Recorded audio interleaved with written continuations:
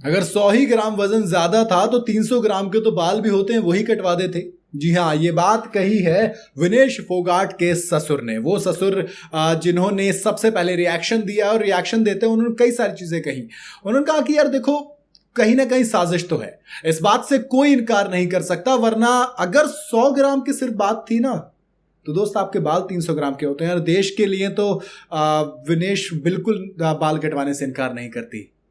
ये कोई वो वाली बात है नहीं।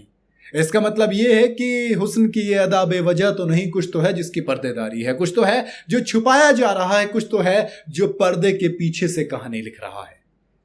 ये बात किसने कही है? ये तमाम चीजें इसलिए सामने आ रही है क्योंकि यार जो राजपाल राठी साहब हैं, ये ससुर हैं इनके विनेश फोगाट के, तो इन्होंने अगर कोई बात कही है तो फिर दम तो है। दम इसलिए है क्योंकि नहीं समझ में आ रहा है।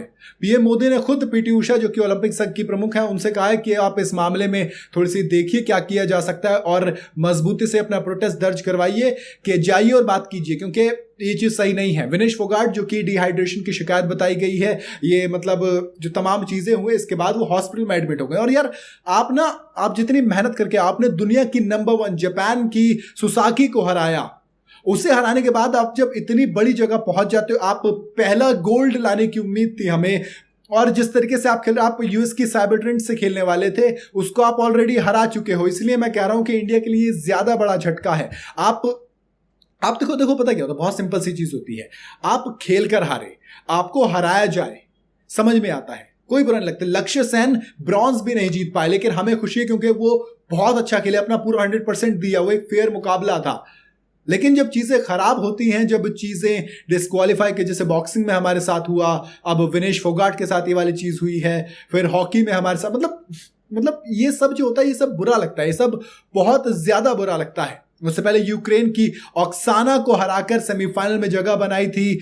50 किलोग्राम की कैटेगरी में विनेश फोगाट खेल रही थी। अब फाइनल से पहले जब वेट चेक किया तो वो 50 किलो 100 ग्राम निकला यार। और मेरा तो मन में ये भी सवाल आ रहा है कि कोच, सपोर्ट स्टाफ, ये सब कहां थे और क्यों इस चीज के बारे में बात नहीं की जा रही है? मैं तो सिंपल कह रहा हूं कि आप कुछ कीजिए, आप चाहे बात कीजिए, संघ से बात कीजिए, किसी से बात कीजिए, बट बात की जानी चाहिए और इसका सॉल्यूशन निकालना चाहिए। कुछ ना कुछ तो सॉल्यूशन निकलेगा ना यार। ऐसा तो है नहीं कि चीजों का सॉल्यूशन ही नहीं होता। अब बाहर हो गए तो हो गए। आप सोचिए, सिल्वर मेडल कंफर्म हो गया था हमारा, हम गोल्ड के लिए खेलने वाले थे, लेकिन अब खाली हाथ वापसी आना पड़ेगा। क्यों? क्योंकि वेटिंग मशीन, और 100 ग्राम को तो यार एरर, मतलब मैं बेवकूफ वाली बात कर सकता हूं, लेकिन एरर भी तो हो सकता है। कुछ चेक करो, मतलब कुछ तो करो ना यार। मतलब ये ऐसे तो नहीं हो सकता।